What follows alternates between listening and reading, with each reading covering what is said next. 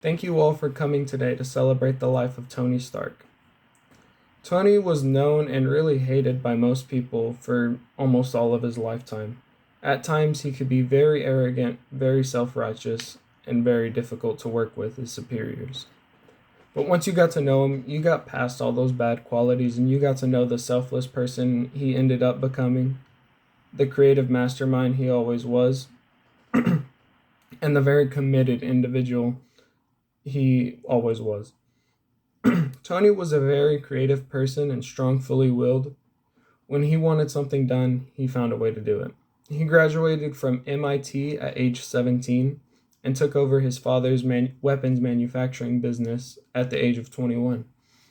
Another example of his creativeness is whenever he was trapped in a cave and had pieces of shrapnel attacking his heart.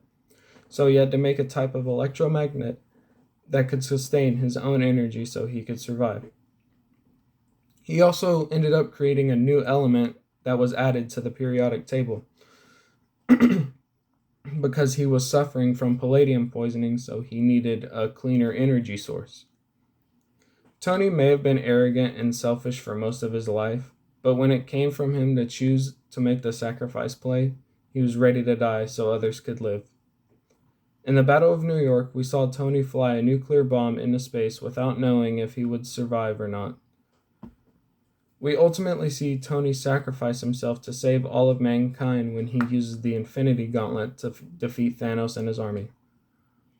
While Tony was a great human, he was a better friend.